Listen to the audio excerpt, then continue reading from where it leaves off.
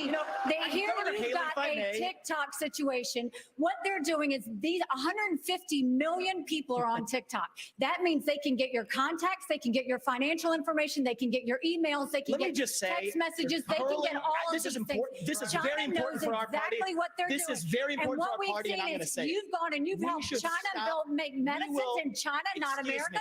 You're now wanting kids to go and get on the social media that's dangerous for all of us. You went and you were in business with the Chinese that gave Hunter Biden $5 million. We can't trust you. We can't trust you. We can't have TikTok and I think that this is very important. Mr. Ramaswamy, you have 15 seconds. I think, excuse me. You have 15 seconds, Mr. Ramaswamy. Thank you. I think we would be better served as a Republican Party if we're not sitting here hurling personal insults and actually have a legitimate debate about policy. So certainly a lot. Oh, gosh, what a clown show. The Republican debate, the second Republican debate. We'll talk, I guess, a little bit about that this morning. We got lots of news to cover. Rankin County, Mississippi sheriff, who's already been in the news a lot as a subject of a DOJ civil rights investigation. Well, you wouldn't believe what he was doing. Allegedly getting illegal subpoenas, tracking his girlfriend, her husband, and others. We'll talk about that. And Fani Willis says she's now used to being called the N-word by Trump supporters. And we'll tell you what she had to say about that. And that investigation, that prosecution, we should say, continues. And Letitia James, speaking of Donald Trump, Letitia James, the New York Attorney General, has scored a massive victory over Donald Trump in a civil suit that moves forward October 3rd in New York. She's already a major leg up as a judge has ruled that Trump significantly inflated his wealth illegally to secure loans and other things that should have, even a judge believes that should have gone to criminal court instead of civil court. Also, a church deacon's family is seeking justice after he was tased and killed by police while in custody. We'll bring you that story as well. Alabama Supreme Court has struck down the Republican gerrymandered map. We will see what officials in Alabama are going to do now. And good news out of Atlanta. A federal judge has sided with the Fearless Fund in a lawsuit brought by right-wing conservatives alleging that the organization is, of all things, racist because they tried to help black women-owned businesses. And Hattie McDaniel's Oscar is being returned to Howard University, fulfills a dream, a goal of hers when she was alive, to have her Oscar at the famous HBCU. We'll talk about that with the guys. Barrington is here, and so is Austin. Austin's he's riding on the freeway of love there in his car. my brother from another mother. How are you? Morning. What's going on? Morning. Austin, I know you watched that alleged debate last night. Just round it up for us. Sum it up. You know, and good morning again, brothers and viewers. I watched maybe the last hour and 15 minutes that I got in, a little later than I anticipated. And it was an absolute, clown show. It was the, a food fight at the kiddie table. And the individual, as my brother Barrington calls him, we call him Barrington, the Orange Man, the Orange Jesus, among many names, this is the second debate that he's missed. They're going to have the next GOP primary debate in Miami in, I think, early November. And no one laid a glove on him. He's leading all of them by at least 45, in some cases 50 points. He is tied in some polls with President Biden 46, and no one last night went after him. And what is most prominent in the news, and I know we're going to get to it, him officially being labeled a proven fraud in New York, that did not come out. come up in the debate last night as a question. None of the candidates up there, saw fit or had the courage enough to bring it up.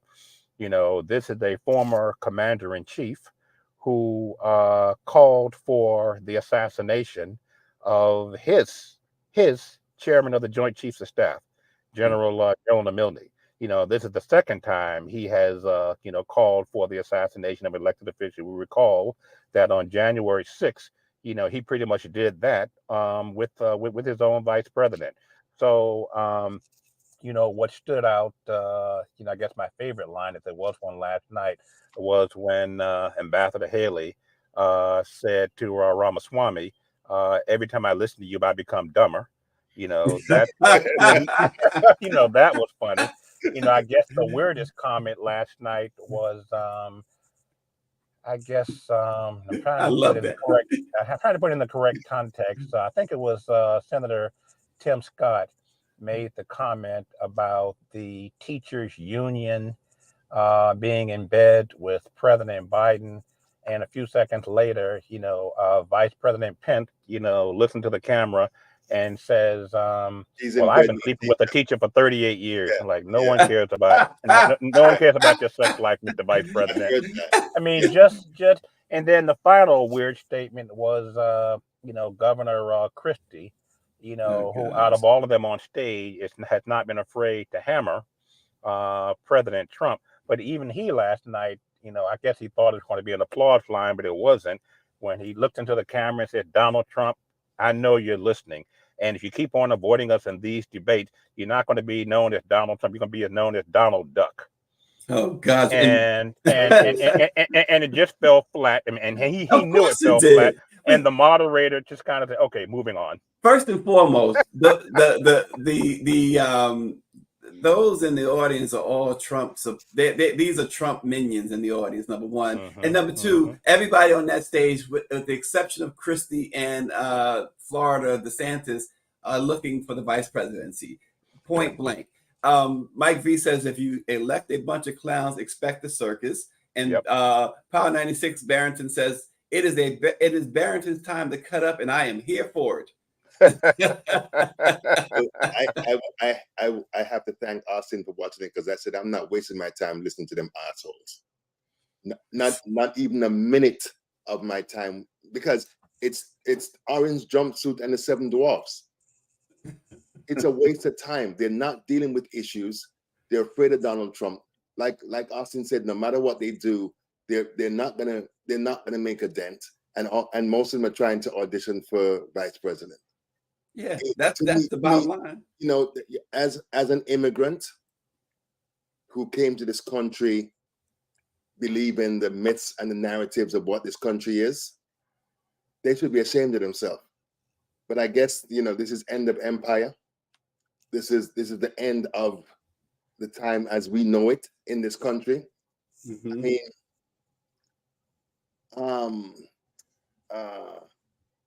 when they announced that President Biden was going to Michigan to pick it with the union workers, Tim Scott and Nikki Haley came out. Tim Scott, I guess he thought this was an applause line. If they strike, they should get fired, right? And Nikki Haley came out basically saying, you give them a couple of dollars and every time you turn around, they want more, as if they're greedy. When in actual fact, executives are making 300 times more than the folks that work for them. I mean, But you see, Barrington, you see the mindset, right? You see the mindset. Yeah. Folks can't get around seeing the mindset, and this is what they choose as their representatives, their leaders. Then they deserve what they get. But if we lived in parallel universes where the stuff that these people will do if they get in didn't affect us, then I wouldn't care. We're all going to be hurt by this bull. Because and keep in mind, I'm sorry. No, go on. No, keep in mind, brothers, that I guess 2009, whenever it was, when the U.S. government bailed out the airlines and the auto industry, The same executives who are complaining don't want to, pay fair wages and fair benefits and all of that. There you go. They were getting, each of those years they were getting significant increases each year. Yeah. Each year. Because remember those guys came to the White House and look with their hands out. It was during the Obama administration, as you mentioned. Yeah. They came with, but look, they came with their hands out in private planes and limos. Yeah, exactly. Because the average income for each of these guys is $20 million. That's like a Wall Street executive standing on the corner pushing a homeless guy aside and start begging. That's ridiculous. Yep. And no matter how their stocks fare, company stocks fare, they get significant increases each year. Yeah. Another thing for me is that the media is doing a piss poor job of because they kept on saying that Trump is going to a union shop to give a speech. It's a non-union company that he went to, but the media, man, and they keep on doing this whataboutism. They won't tell you the real deal of what's going on, and then you're gonna have the idea that you could have someone with 91 indictments against them, 91 felony counts against them, and he's tied with Biden. Well, let's break it down a little bit further before we move on to the next story. 91 felony accounts that could render a 800+ year prison sentence. Twice impeached, 4 times indicted. Judge just the other day said that a judge ruled that he illegally inflated his wealth big time to secure loans that he would not have otherwise have received and other benefits. And the judge also said these lies propelled him into reality television stardom and propelled him into the White House. Exactly. The judge said, and folks, don't forget, twice now this year, a civil jury found him liable for sexual assault of a journalist twice. So, and that judge called him a rapist. This Barrington, to your point, with all this as a background, and a guy who, when he was running for president, said of women that he could grab them by their private parts. And he could also shoot someone on Fifth Avenue and get away with it. So here you have somebody. One thing you have to say, this criminal mind, he says it out loud. And does it. But he projects. It looks like it's catching up with them. I'm not 100% sure. Yeah, they keep delaying these trials. It'll never catch up with him if he wins the presidency. But I just it caught my attention because the judge said that he overvalued Mar-a-Lago by 2,300%. 2,300%. Isn't that something? So anyway, his son Eric, who is also named and is in similar trouble as is Don Jr., posted a tweet on X or whatever it is, saying that Mar-a-Lago. Now this is after the smackdown. So he issues a tweet critical of the judge for being political, and says that Mar-a-Lago is actually worth $1 billion. Yeah, that's what Trump said. Trump said it was worth 1.6 billion. So the apple doesn't fall far from the tree. And as I was telling you before we came on, they said that he is more afraid of being regarded poor or being poor than going to prison. Well, look, here's the bottom line. I think Power 96, we'll leave it with what he has to say, in which he says Trump is a virus. The CDC needs to put him on the list. So we need a vaccine for Trump. Guys, in 2014, Brian Bailey, the sheriff of Rankin County, Mississippi, made what seemed like a series of routine requests of the local district attorney's office. He needed grand jury subpoenas, he said, to force the phone company to turn over records of calls and text messages for what he called a, quote, confidential internal investigation. Well, Sheriff Bailey scrawled a brief note on a subpoena form and gave it to a paralegal in the district attorney's office. And he wrote, please keep this confidential between you and I. Possible wrongdoing by school district employees. But his request had nothing to do with alleged wrongdoing or any criminal investigation, according to a previously undisclosed report that's now being reported. Instead, Sheriff Bailey tapped into the power of a grand jury at least 8 times over a year to spy on his married girlfriend and the school employee with whom she was having an affair with. Oh, wow. And this is the same department. And I believe, I believe Bailey oversees, I'm not totally sure, and maybe you guys, if you know, you can correct me. I know Power 96 might know, but that same team that tortured Black men and that Kristen Clark in the Department of Justice Civil Rights Division has been investigating. This is what goes on down there. Confirmed that. Yeah, Greer confirmed that that's the same guy who tortured those Black men. The Goon Squad, exactly. But brothers, look at the headline that Greer just put up. She said, a future congressman, I think Attorney General, and some other public officials, Attorney General, 2 judges. I mean, everything about this place is rotten. Totally. Everything. But they all overlooked it. They all swept it under the country. All over the country. It's all rotten. They got all these worms, these viruses, as the brother says, that are in positions of power. And the thing that really just pisses me off is just how brazen they are. Yeah. They don't care. They don't think that, I mean, Donald Trump, you know, people like to pretend that Donald Trump introduced racism into America.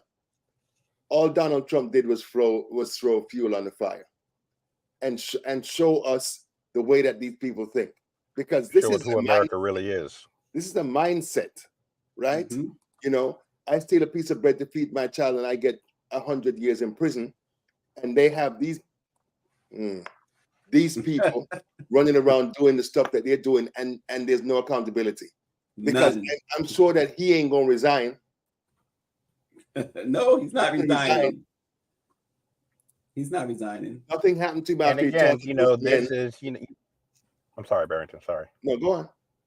No, this is part of the, you know, the negativity of Trump. Everybody wants to be like Trump. Everybody thinks they're Trump at the federal, state, and local levels of government. Yet, you know, 99.9% of the people who are trying to be like Trump, you know, are not likely to get away with it. Right. Exactly. Yeah. As he has up to date. Exactly. So this sheriff here is already under the spotlight, and he's still doing illegal stuff. You know, it reminds me of being bipartisan here.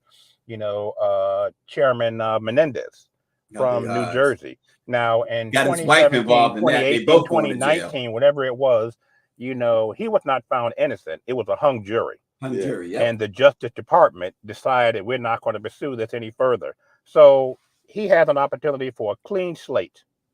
And he, you know, marries someone. I'm not blaming her. Ultimately he's responsible. No, no. Blame her too. No. I'm not saying blame. No, absolutely blame. In fact, I think she was the mastermind. No, behind it. She might have been the mastermind. What are you talking about? What are you talking about? She stood with them. She walked with them. She did everything with them. Listen to all that Jamaican come out of Barrington. I know. But here Menendez had the opportunity for a clean slate, and he gets away, you know, gets off, and instead of starting anew, he just continues the same criminality that he barely got away with before. And now this time he's going down. Austin, why are you acting like Menendez is like you? Because if you were Menendez and you almost got caught, your butt would be tight and straight. Absolutely. Yes, sir. Yes, my brother. Absolutely. But absolutely. You know, one of the things that comes out all the time is just the sense of entitlement that these people have. They think that, you know, I mean, everywhere we turn these days, you have people making it clear that they think the rules don't apply to them. You know, I used to work years ago for Times Tribune in Scranton, and I used to go to the city council meetings, and it was such a circus, right? And there was some people on the council that was anti-mayor, and some of them were pro-mayor. And one guy who ran a karate school as his full-time job, and he was a councilman at night. Bill Courtwright was his name, and he was, he appeared to be so spineless on the council, but he was so and really. But then he became mayor, and the moment he became mayor, what did he do? He started the thing that he was accusing the former mayor of doing. He started doing, shaking people, and I think he got a 10-year prison sentence just a few years ago. So these guys, they get in these places, and they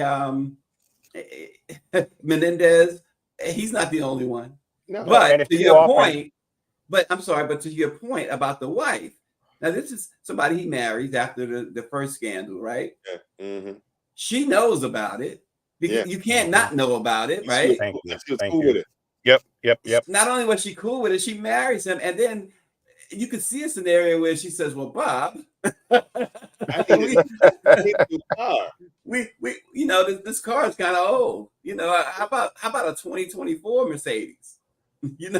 How about a mansion instead of a apartment?" But who has gold bars in their home? I mean, what the hell am I going to do with a gold bar? Yeah, gold bars in his home. Right. I mean, what am I going to take it to Bank of America and try to get money? I mean, what would I do with a gold bar? He should have buried them. Yeah. but the thing that made my head hurt, $480,000 in the house. Yes. Like, yes. What idiot does this? And look, you say and then you say I'm innocent. Yeah, I'm not. I mean, come on. I'm innocent. I can explain everything. Who has $480,000, $500,000 in their home, just sitting in their home? No. Wait, Stacy. A couple of days ago, he said that this is money that he had been collecting and putting aside for the past 10 years. Yep. Power 96 he keeps his money under his mattress. But I'm sure I don't know him that well, but I don't think he's got $500,000 under his mattress. Oh my God. And interestingly enough, I hope we're seeing the reaction that the Democrats have had versus them lying, thieving, conniving, con artists in what used to be the Republican Party. Because even that little punk, what is his name? Santos? He came out the other day and said, "Oh, everybody's allowed their day in court. I wouldn't resign either." And I was like, first of all, I wouldn't ask that asshole no question, first of all. I wouldn't have asked him for a reaction at all. There we go. Here we go. Right? Listen, let's we're gonna segue now. Before we get into the fabulous district attorney down in Fulton County, we do have a clip to show you of Fani Willis. Troubling. I've become very private about my family because of the threats. I've been called the N-word so many times that I don't even think I hear it anymore. But a lot of ugly and nasty things about me, but just with the purpose of you should go and intimidate and threaten this person and their family because of certain prosecutions. Speaking at the Revolt World Festival in Atlanta, District Attorney Fani Willis, who you just saw there, she said, "I've just been called the N-word so many times. I don't even think about. I don't even think I hear it anymore." She shed light on the nature of the threat she's received. She emphasized that they are intended to intimidate her and her family. She says a lot of ugly and nasty things about me, but just with the purpose of you should go intimidate and threaten this person and their family because of certain prosecutions. Of course, she's charged Trump and 18 of his followers, his cult, with various offenses related to their attempts to overturn the 2020 election in Georgia. The charges, of course, include racketeering and that Trump ran a criminal enterprise. But, she talked about Jim Jordan guys, and how his threats said, you know, he needs to go do his job and leave her alone because she's not paying any attention. Jim Jordan, Well, you know, Jim Jordan's been awfully quiet since he kicked his butt. You understand? He's been awfully quiet. that was a beatdown. That was a beatdown of all beatdowns. Yeah, she tore him apart. Yeah, he deserves. And he has been. You haven't heard a peep since. Yeah. Yeah, but you know, I would disagree, you know, slightly with District Attorney Fani Willis, in that these you know, these threats by Trump and his minions, yes, they're designed to intimidate, to try and scare her into backing down, but they're also designed to trigger just one person to harm her. To go, that's my fear. Or to go after her family. And Well, that's my fear. it's not a question of if this happened to her or to Judge Chutkin or Alvin Bragg or any of the others. To me, it's no longer a question, God forbid, of exactly of if, but when. And the thing that my biggest fear is that they're going to wait until they kill or hurt somebody. Then what are they going to say? Yeah. Thoughts and prayers. Thoughts and prayers. Freedom, and, you know, freedom of speech. This is how deep it is run, because despite her being divorced from her ex-husband for years now, he is facing harassment. Her children and her father, they were placed on a Russian website where racist abuse was directed toward them and her, of course. You know, she says that it's not. She says these attacks are crazy, they're unfair, but it's not going to stop anything that I'm doing. She wants them to know, keep it up, because they'll be prosecuted soon enough. They'll catch who's doing this.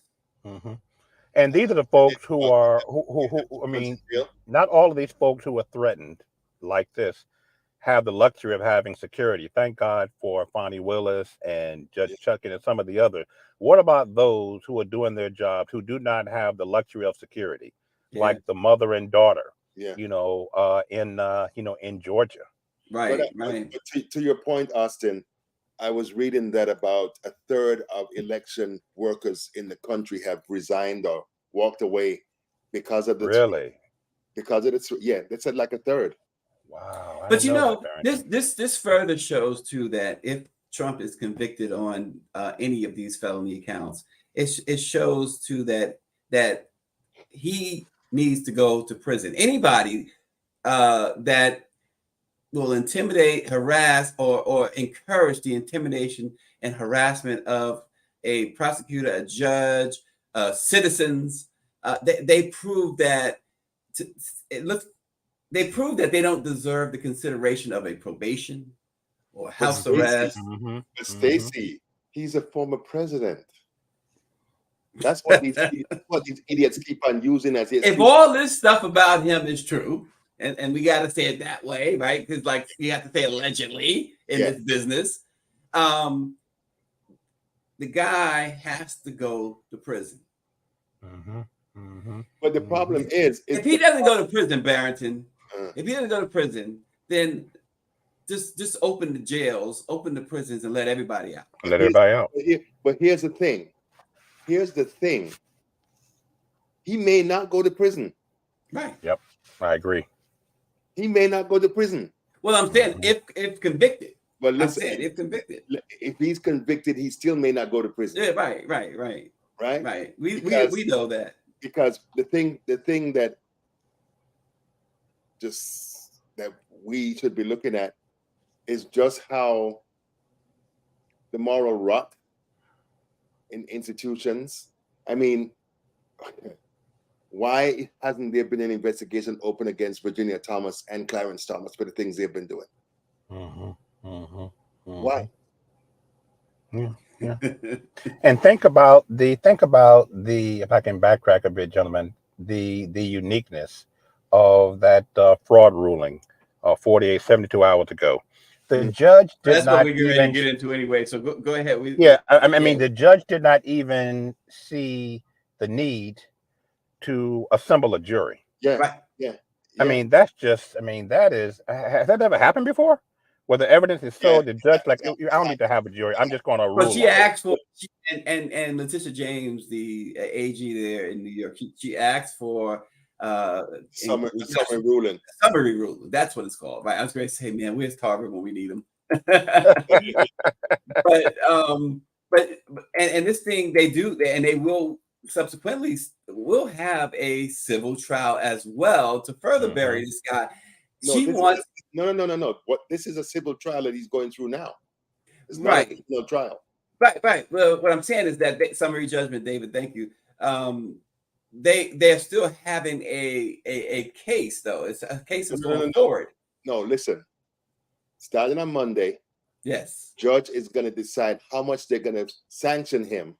That's it. That's what I thought. Yeah. He said he ain't even worrying with a jury. He's going to do it himself. She wants and the James, the prosecutor, she wants Attorney General. Same thing. No, it's not. She wants 250 million. She was at the Congressional Black Caucus Foundation's legislative caucus last week, and she stood up at the town hall and she said, "I'm coming back with a check for $250 million." But understand, gentlemen, that the 250 million is a bottom line. Yeah, it can go higher than that. Oh yes. Yeah. So what the judge found was that Trump and his company, Quinn Durrett says this will be a new Mission Impossible movie one day, found that Trump and his company deceived banks, they deceived insurers and others by massively, this is the judge's ruling, massively overvaluing his assets and illegally exaggerating his net worth on paperwork used in making deals and securing loans. He ordered that some of Trump's business licenses be rescinded as punishment, making it difficult or even impossible for them to do business in New York. And he said he would continue to have an independent monitor oversee Trump organization operations. Yeah. The order strips Trump of his authority to make strategic and financial decisions over some of his key properties in New York. Yeah. I mean, but you know what's interesting, and I think it's little known. After a while, the only bank that would give him any loans was Deutsche Bank, and the person most responsible for that was former U.S. Supreme Court Justice Anthony Kennedy's son. Right? So this whole morass, all of this back scratching, the corruption, the I'll scratch your back, you'll scratch mine. It's not new. Nope. It's not new. And if you talk to business experts, the people in universities and all of these CEOs and stuff, what the only thing they care about is making money, destroying the competition, making money. Yep. I spoke to an economics professor one time for a story, and when I was pointing out the unethical and illegal things that they were doing, this particular company was doing, he said that they're not interested in ethics or morals. So Donald Trump wasn't doing anything that other people aren't doing, because that's the American way. Yeah, and of course this is Trump's contention was that he had a disclaimer on his financial statements, so it absolved him of any wrongdoing. In other words, he's an idiot. In other words, he's an idiot. Yeah, and let's not forget that one of during the 2016 campaign, somebody interviewed one of Trump's professors at Wharton. And I never forget, he said Donald Trump was one of the dumbest SOBs I taught in over 35 years of teaching. I mean, the man lies about everything. Just a couple of weeks ago, gentlemen, you all recall that when he was in Atlanta for the mugshot, he even lied about his weight. Of course. Now, I'm a big guy. I'm at 233. There's no way in hell Donald Trump is 215. Well, I'm not as tall as Trump claims to be. He might not even be 6'3". So look, guys. Yeah. David, David has David is a legal guy. He knows the law, and I think David is a lawyer. He says that it was supposed to be a trial on all of the issues. The judge decided there were no issues of material facts on the fraud that were in dispute. Therefore, he ruled on the fraud portion of the trial, and will hear the other matters within the suit at a trial before the judge. And here's what and just to go along with that, he says, in the defendants in Trump's world, rent-regulated apartments are worth the same as unregulated apartments. Restricted land is worth the same as unrestricted land. Restrictions can evaporate into thin air. A disclaimer by one party casting responsibility on another party exonerates the other party's lies. Is what the judge wrote. He says, quote, "This is a fantasy world, not the real world." Yep. Unreal. But I am tickled pink that we're seeing that the emperor has no clothes. Every fiction, every lie, every criminal thing that he's done. Because Stacey, to be safe, they say alleged. But if the judge calls you a rapist, you don't say alleged. Thank you. If the judge said that you're a thief and a liar and a con man, you don't have to say alleged. Right? Once it's adjudicated, right? But you got to remember that the rape part was a civil thing. Which means what? Which means that we still have to be careful. Oh, okay.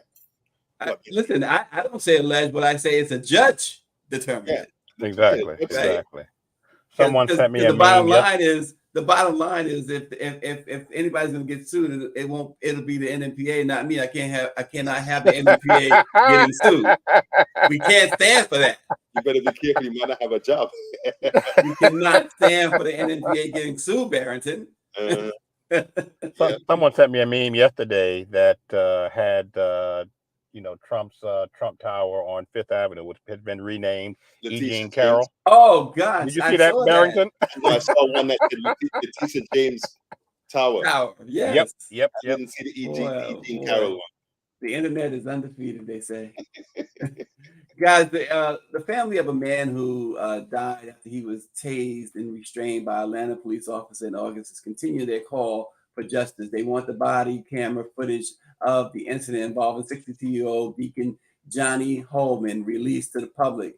They say people need to see the brutal attack. Grabs him by the arm, and it begins to put him in custody and take him to the ground. And you can hear Mr. Holloman begging for him to stop. Justice for Johnny Holman. Yeah, and here we are again, right? You just heard justice for Johnny Holman, and they're marching in the streets. I mean, Barrington, I know you got a lot of thoughts on the whole situation, marching, and this idea that every time we go through the same thing. Bruh, this won't stop until we pull down the criminal justice system. You can't reform something like this because it refuses to be reformed. And I continue to argue. I mean, I've lost count of the amount of sheriffs and law enforcement officials that have said that they support Donald Trump and they will not fulfill their legal obligation to various aspects of the law, right? We've seen, oh my God, they said every year the police kill like 1,000 people, 1,000 to 1,200 people. Yep. The majority of whom are Black. When you make comparisons with Japan and England and those places, a lot of those places are in single digits, right? Some people probably won't want to do it, but I continue to say that there's a straight through line from slave catchers to this point. They refuse to see and regard us as human beings. And they are backed by powerful police unions that have cowed elected officials into subservience. So the only time that I've ever seen a police union not support a murderer in uniform Yep. is in Memphis. In Memphis, right? They didn't support the brothers. Yep. This will not stop until because every time that they kill someone, taxpayers' money pays out whatever they Settlement. Yep. Right? We need to begin to take their pensions. We need to begin to take money from their departmental budgets. NYPD, as I said before, they have a $10 billion with a B, $10 billion budget. I think LAPD is in the billions as well. Start taking that money. That's the only way. Yeah, Holman was headed home from a Bible class the night of August the 10th when he got in a minor traffic accident at the intersection of Cunningham Place and Joseph E. Lowry Boulevard. Atlanta police claimed that when Officer Kimbrough arrived at the scene, Holman refused to sign a traffic ticket and resisted arrest. That resisted arrest thing, we know what that means. What that means, yeah. And that's when they say the officer tried to use a taser and realized Holman was unresponsible once he was cuffed. I mean, it's. but remember too that this is against a backdrop of the efforts by Atlanta mayor Cop City council to build Cop City, right? And the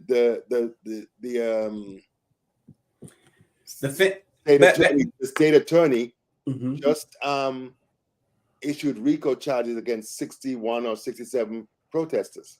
Yeah, exactly. So this is all a part of a larger pattern to crush dissent and to continue to keep their knee in the neck of Black people.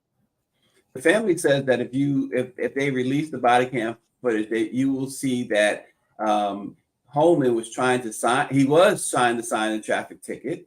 We also see him, the officer, leg sweep him and throw him to the ground, put his face in the concrete, and you could see that Holman asking for help. You could see him telling him that he can't breathe.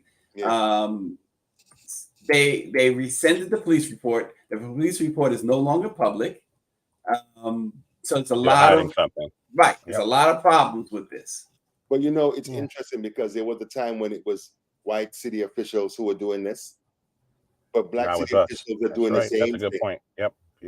But it's a culture, right? Yeah. It's part of a culture. Yeah. Just like you said, the guys that those Black cops in Memphis. You know, they didn't look in the mirror that morning and realize the color of their skin. Sure. They realized the color of their uniform.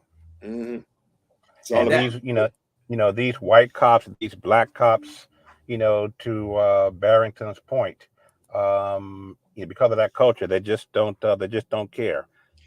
Whether you're elderly, I mean, this is an elderly man here. Yeah. And whether you're young, they don't care. Yeah. And this would have been, this was a tragedy could have been a tragedy on any street in Atlanta. But the fact that it occurred on, a street named after one of our great civil rights leaders, the Reverend Joseph Lowry, just hits home even harder. The sting is that much more. Yeah. Wow. Well, guys, down in Alabama, the Supreme Court handed a defeat to the Alabama Republicans for the second time in 3 months, rejecting their latest attempt to use a congressional map that includes only one majority Black district. The court, in two related applications, refused emergency requests from Republican state officials to block lower court rulings that invalidated the new map. Lower court proceedings to approve a new map will continue. But when they made that ruling a couple of months ago, the Alabama Republicans said, okay, we're not going to abide by that. So what's going to make them abide by it now? They may have to, but it's interesting because I was at a CBC panel discussion. They had a bunch of lawyers and activists. Two of the plaintiffs, the named plaintiffs in the case against Alabama that went to the Supreme Court. And there's a young man named Alex Aronson, who said that, and there's a publication called Atlanta Political Reporter, and they said that what these legislators are doing was not independent. It's a part of the effort by Leonard Leo and the Federalist Society that they're basically getting instruction from Leonard Leo and those folks, his cohorts. So because this is a larger effort by those people behind the right-wing forces behind most of what we're seeing, banning of books, anti-CRT and all that stuff. What we saw in the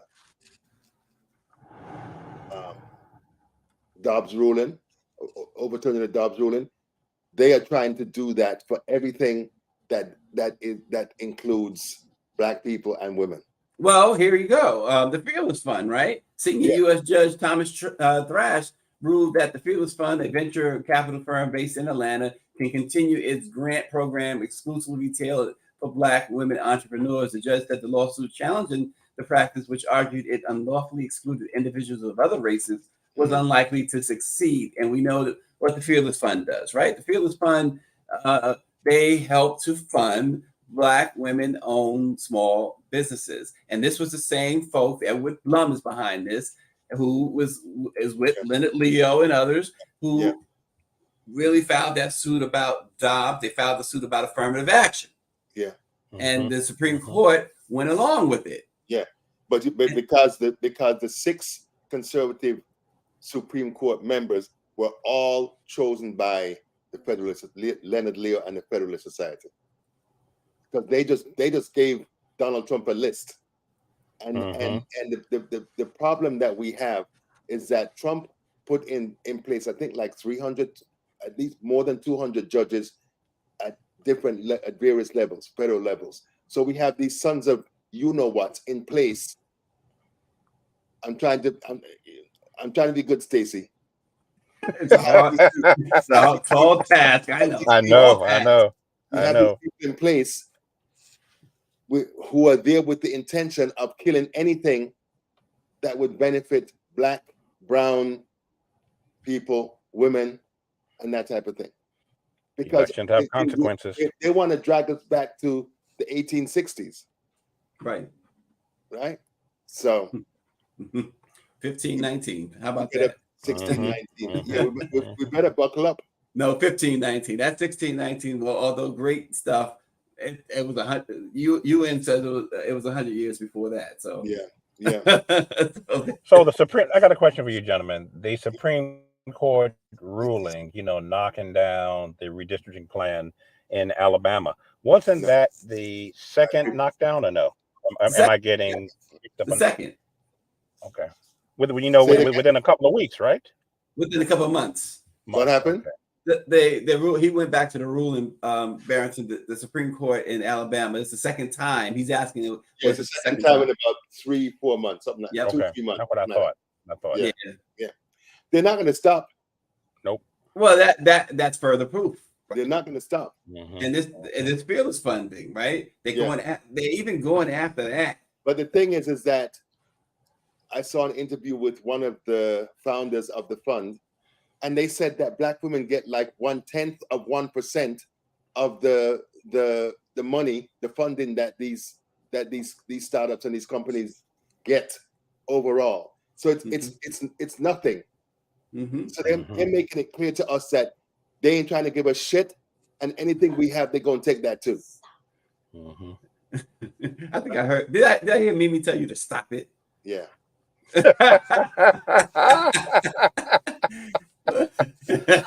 Thank you, Mimi. He cannot be controlled. He cannot be stopped. Oh my gosh. And of course, with both of those rulings, we have I have no doubt what side Uncle Tom Clarence came down on. But Austin, they said that it's precisely because of these rulings that were coming down that they cultivated his relationship with Harlan Crow. That's right. right? Yeah, Harlan Crow. Yep. Harlan Crow. That's right. Yo, he bought Clarence Thomas' mother's house. She's living there rent free. He's paying for his so-called grandnephew's education. Yep. Right? He's taken dozens of trips. Yeah, yachts and everything, resorts and all this stuff. And I'm convinced that he is going to be like Menendez. We're going to keep on hearing about money stashed away in holes in his house and all this stuff. Yeah, everywhere you look, right? Yeah, everywhere you look. And the rot of this system is that Congress controls the court's purse, and they won't do anything. Listen, Mike V says in 2022, Black founders got less than 0.5% of the $500 billion in venture capital funding. And we also we know that, okay, it's campaign season time now, right? We are the campaign ads going to, Black owned newspapers and media companies, right? Yeah. Where is that? Yes. And they spend hundreds of millions of dollars, right? So we don't demand anything, Stacey. We do not demand anything.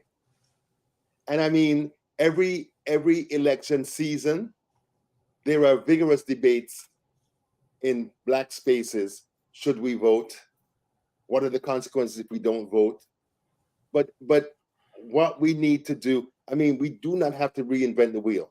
There was spaces, we need to grab the political strategies of gay people and Jews. Yeah. We should be mimicking what they have done, but listen, we can't do it because we don't wield the $1.3 trillion that we have as disposable income in sensible ways, and we always have these misleaders who come hat in hand begging instead of demanding.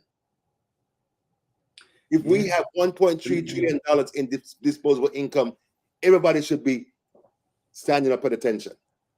Well, I'll tell you what, at the Leadership Awards, NNPA Leadership Awards, you had DNC Chair Jamie Harrison, you had Chantel Brown from Ohio, you had Chairman Horsford, CBC Chair, and other Democrats say, we must support the Black press. We must make sure of the viability of the Black press. So now it's a couple of days later, we will see if they will put those words to action. Stacey, if NNPA was serious, they should have held them hostage. I think an NPA is serious, and they not leave until they give you a big ass check or some Menendez cash. Menendez cash to go. Give us the gold bars. The gold bars. Come on, man. These people come in every year. They come in and they make these promises, and they're not held accountable or responsible. You cannot be the advocates for your people if you're taking corporate money. Yeah. You cannot be an advocate for these people if you're taking government money. and Dr. Umar Johnson said something the other day. He said, "Where's the Black church? The Black church is a $6 billion enterprise, and as a block, as a unit, they're not doing anything because they're getting federal money." Often, here is the story. Power 96, first of all, he says, "That is right, Barrington. Hold them hostage and feed them bread and water." Power 96 into the torture. He's so into the torture. Yeah. He's right there. Him and Barrington both. Barrington and Power 96. We gonna read about y'all together. You're gonna read about the hundreds of millions of dollars we got and the gold bars. That's right, and the gold bars. And the gold bars. And the gold bars. Austin, you should appreciate this story more than maybe more than others. Howard University plans to host a Hattie's Come Home ceremony at its Ira Aldrich Theater in DC on October 1st to honor a longtime wish of classic film star Hattie McDaniel, who before she died in 1952 expressed her desire for her Oscar to find a home at Howard University, of course, the revered institution known for nurturing artistic talent within the Black community. This ceremony will take place, like I said, October 1st. It's pretty amazing that this is, it's come around after all these years. The Academy is finally going to restore this Oscar and give it to Howard. Felicia Rashad, in a comment, she says, when I was a student in the College of Fine Arts at Howard in what was then called the Department of Drama, I would often sit and gaze and wonder at the Academy Award that had been presented to Miss Hattie McDaniel, which she had gifted to the College of Fine Arts. She said, I am overjoyed that this Academy Award is returning to what is now the Chadwick A. Boseman College of Fine Arts at Howard University. This immense piece of history will be back in the College of Fine Arts for our students to draw inspiration. Miss Hattie is coming home, she said, Austin. Well, yeah, well done. Long overdue, certainly. And just, what took so long? Yeah, exactly. This is this woman's, wishes from, what was it, 1951, you said? 1952.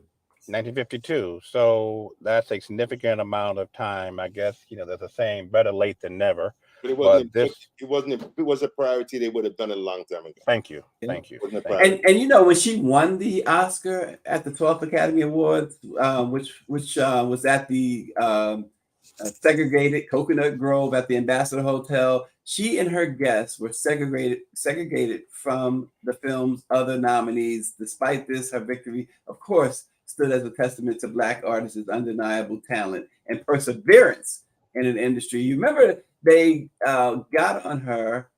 They said her portrayal of Mamie and Gone with the Wind was perpetrating stereotypes, and her famous line was, "I'd rather play a maid than be a maid."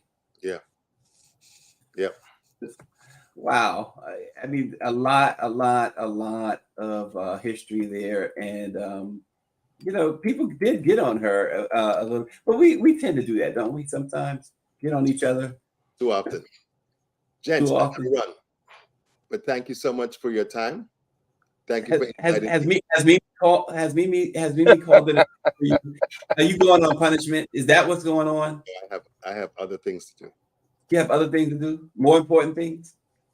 Yeah, it includes her. So. Oh, there's Mimi. Uh-oh.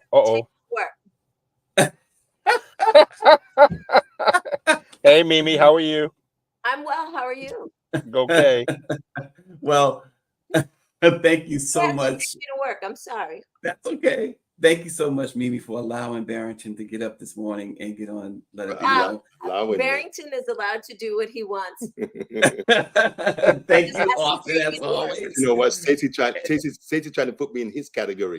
Stacey, you're the only one, as we say in Trinidad, you're the only one under manners, boy. I raised my hand and I asked a question. Thank you for joining us. We'll see you again tomorrow.